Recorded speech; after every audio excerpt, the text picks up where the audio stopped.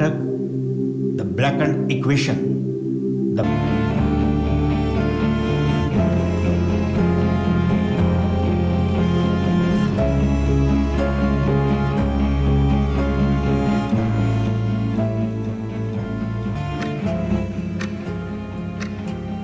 August 1945 Hiroshima. Cork कॅसलच्या पायथ्याशी असलेल्या टावरवरची भली मोठी घड्याळ सकाळचे 8:10 झाल्याचे वेडावून सांगत आहे. चढत्या उन्हाबरोबर टावरची आकुंचन पावणारी सावली आज काहीतरी अघटित होण्याचे चिन्ह दर्शवित आहे. संपूर्ण हिरोशिमा सकाळच्या कोवळ्या उन्हात वरून शांत दिसत असले तरी तिथल्या भिंती आणि आतली मने मात्र एका काल्पनिक भीतीने आणि लष्कराच्या रागाने खदखदत आहे. नाही म्हणायला थोडी लगबग आहेच, पण स्वतःच्या पोटाकरता नाही तर देशाच्या अस्तित्वाकरता. कधी काळी हिरोशिमाचे वैभव असलेला हा ताठ मानेचा हिरोशिमा किल्ला आज मात्र लष्कराच्या ओझ्याने म्हातारा वाटत आहे. इथल्या लहान मुलांची आणि पक्ष्यांची किलबिल कधीचीच विरून गेली आहे. घरामध्ये वृद्ध म्हातारे नसल्यामुळे की काय कुंडीतले बॉन्साय वृक्ष जरा कोमेजलेले दिसत आहे. सारं शहर लष्कराच्या छावणीमध्ये बदलून गेलं आहे. इथं जिवंत आहेत ते फक्त लष्करी साहित्याचे मोठमोठे कारखाने. वाजतात फक्त कारखान्याचे भोंगे आणि सायरनचे आवाज. आता कुठे टावरवरच्या घड्याळाचे काटे 8:20 थरथरायला लागले होते. इतक्यात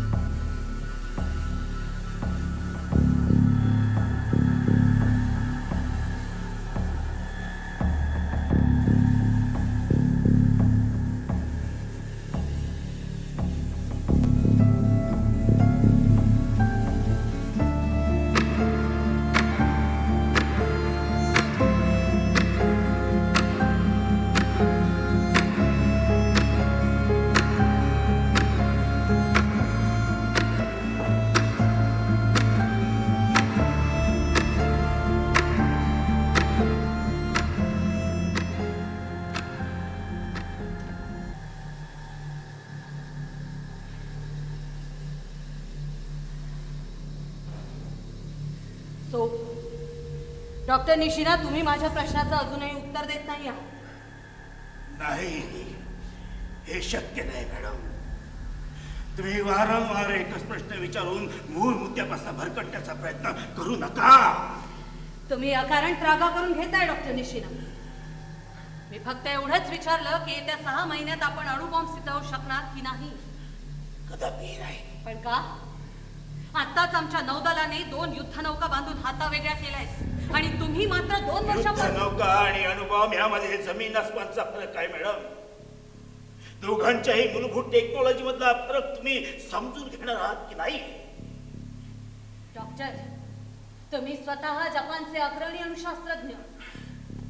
तुमच्या हाताखाली काम करणारे जपानचे तरुण वैज्ञानिक आणि पुरेशी साधन सामग्री असतानाही 2 वर्षांपासून तुमचा एकच पालुपत चालू आहे.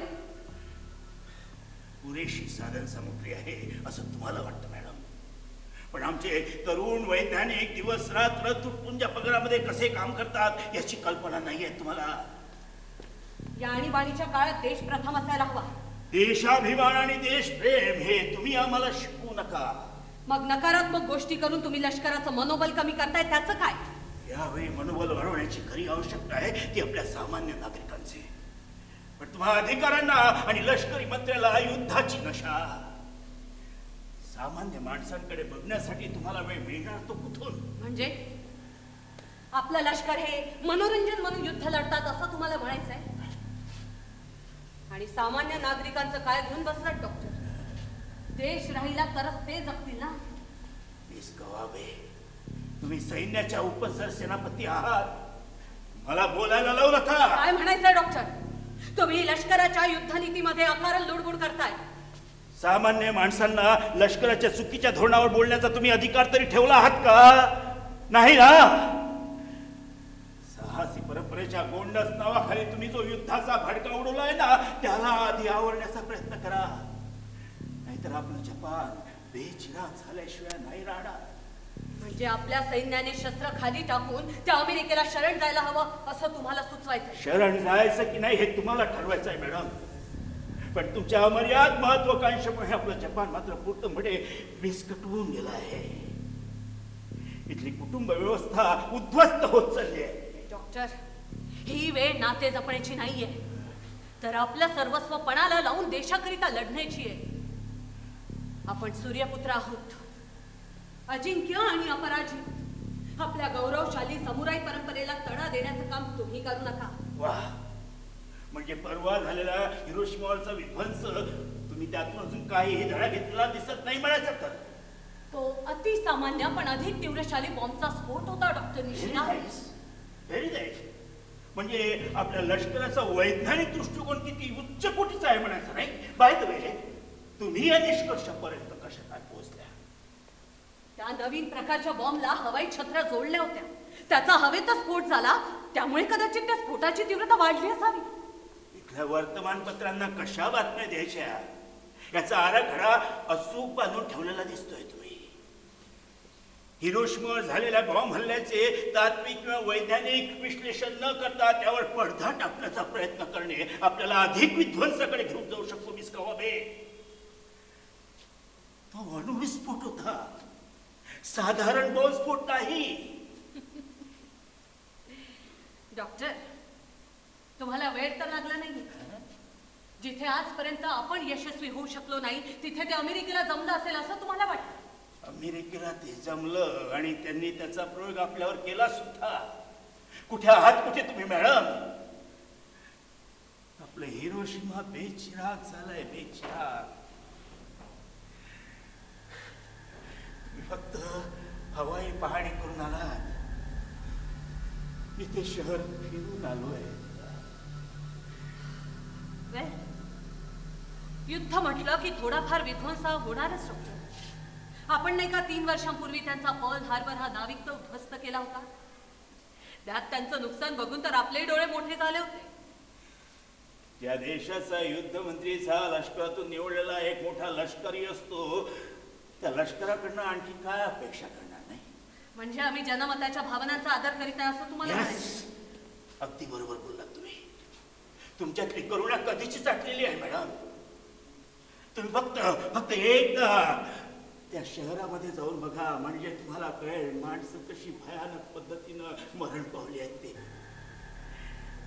हाडा मांसाची शरीर प्रखर उष्णतेनं जमिनीला चिकटलेली आहे. दणकट मुलादी घाम पाणी होऊन त्याचे ओघळ जमिनीवर पसरलेले आहेत. सहसा त्या नजरेला दिसते ती फक्त काळी चिक्कर पडलेली भेसूर नग्नता, भग्न झालेली घरे आणि तुटलेला विश्वास तुमच्यावरचा. इतकं भयावह?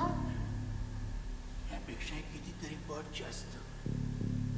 मॅडम, दूरवरून ज्याने कुणी तो स्फोट बघितला असेल ना, त्याच्यातून एकच शब्द बाहेर पडला असेल, पिकादन. पिकादन? येस, पिकादन. हजार सूर्याचा प्रकाश आणि कानाचे पडदे भरून टाकणारा भीषण आवाज. इतका अतिप्रचंड विस्फोट? त्या स्फोटाच्या शॉक वेव्हनीच हजारो घरे जमीनदोस्त झाली असतात. खरा विध्वंस तर आता इथून पुढे सुरू होईल. काय बोलताय डॉक्टर? आणि काय प्रकार आहे हा? अणुशक्ती ही शस्त्र म्हणून फक्त आणि फक्त देवी देवतांच्या हातातच शोभू शकली असती. रेडिएशनच्या तीव्र प्रभावामुळे आपल्या येणाऱ्या कित्येक पिढ्या अक्षरशः गारच होऊन जाणार. म्हणजे लष्कराला ते समजणार नाही, आणि समजलं तरी वेळ निघून गेलेला असेल. डॉक्टर, माणूस म्हणून आम्हालाही भावभावना आहे. तुम्हाला एक सांगू, तो अणुविस्फोट होता याची कल्पना आम्हालाही आली होती. व्हॉट? मग तुम्ही आतापर्यंत ते नाकारत का होता? कारण मला तुमच्याकडून त्या स्फोटाची तीव्रता समजून घ्यायची. व्हॉट रमेश? येस. सकाळी 9 वाजता हिरोशिमा टेलिफोनवर मिळू शकत नाही हे इथल्या ऑपरेटरच्या लक्षात आलं. तेव्हाच काहीतरी भयंकर घडल्याची शंका आम्हाला येऊ लागली.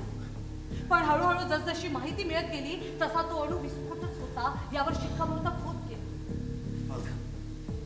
आता तरी युद्ध थांबवणार की परत दुसऱ्या हल्ल्याची वाट बघणार? लष्कराची रणनीती इथे अशी सांगता येत नाही डॉक्टर निशिना. ते आपले प्रधानमंत्री आणि युद्धमंत्रीच ठरवतील. पण मला एक प्रश्न पडला, अमेरिकेला हे जमलं ते कसं? जसं आपल्याला पर्ल हार्बर जमलं तसं. दोन्ही घटना मोठ्या असल्या तरी अगदी भिन्न आहेत. म्हणजे अमेरिकेने अणुबॉम्ब तयार केला आणि त्याचा उपयोग त्यांनी आपल्यावर केला सुद्धा. येस, मला वाटतं त्यांचं हे मिशन अत्यंत गुप्त ठिकाणी चाललं असतं. 1500 तज्ञ वैज्ञानिकांची तगडी टीम त्यांनी उभी केली असावी. तुम्हाला काय वाटतं, कोण असेल या मिशनचा सर्वे सर्वा? बहुधा रॉबर्ट ओपेनहायमर किंवा मग रिचर्ड फाइनमन. इतके प्रभावशाली आहेत ते? ते जिनियस आहे. येस, ते जिनियसच आहे. त्यापेक्षा तिथलं त्यांचं सरकार ते जास्त हुशार आहे. त्यांनी मुबलक प्रमाणात या मिशनसाठी पैसा निधी दिला असेल. त्याशिवाय हे अशक्य होतं. मॅडम, आता आपल्याला युद्ध थांबवण्याशिवाय दुसरा पर्याय नाही. त्याचा विचार आपण पुढे करूया डॉक्टर. मला फक्त आहे की खोरपणा आधी बंद करा आणि जपानच्या सामान्य नागरिकांविषयी विचार करणं सुरू करा. नाहीतर आपला देश वाचणार नाही. मॅडम, तुम्ही अति बोलताय डॉक्टर. मला फक्त इतकं सांगा की येत्या 6 महिन्यात आपण अणुबॉम्ब सिद्ध होऊ शकणार की नाही? वा, छान. म्हणजे सगळं मुसळ केलात. मॅडम, आपण कितीही न्यूक्लिअर रिॲक्टर तयार केले, ते दिवस रात्र चालवले, कितीही युरेनियम 235 उपलब्ध झालेत, तरी सुद्धा आपल्याला अणुबॉम्ब निर्मिती करता आणखी काही वर्ष वाट बघावीच लागेल. बट व्हाय? कारण ते तंत्रज्ञान विकसित करण्यात आपल्याला अजूनही यश आलेलं नाहीये. डॉक्टर, तुम्ही नील्स बोहर सारख्या अनुभवी वैज्ञानिकांसोबत काम केलंय. त्यांचा अनुभव तुमच्या पाठीशी आहे.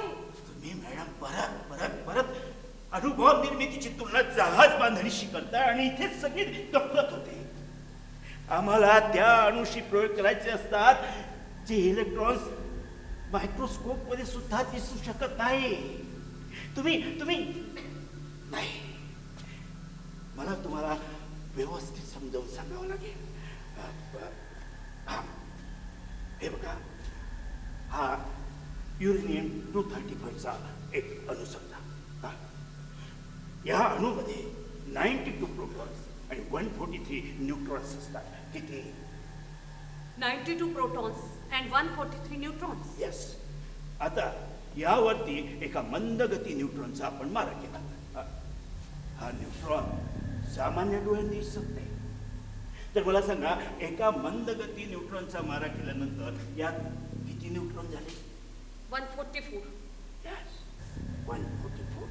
म्हणजे युरेनियम 235चा युरेनियम 236 एक्झॅक्टली युरेनियम 236 बनला.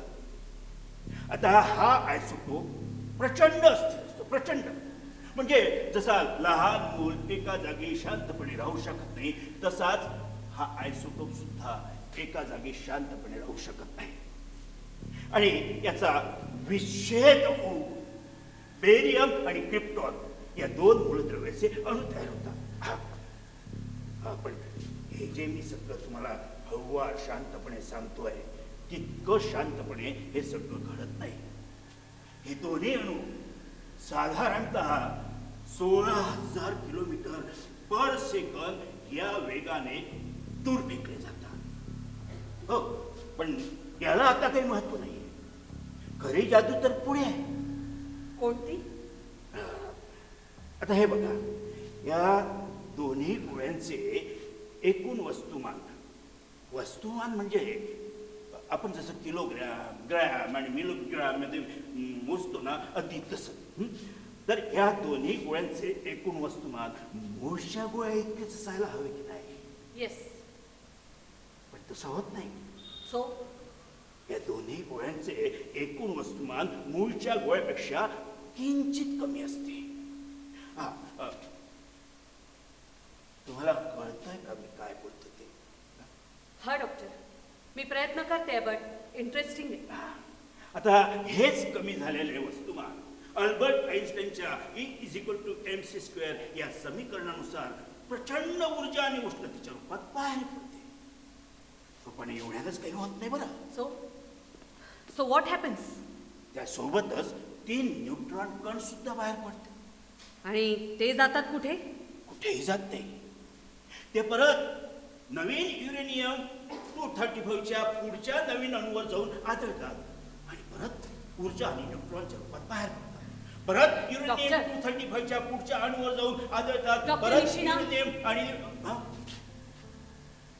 हे असं कुठपर्यंत चालू राहतं? यालाच चेन रिॲक्शन म्हणतात. ही रिॲक्शन नियंत्रित झाली तर अणुऊर्जा आणि अनियंत्रित झाली तर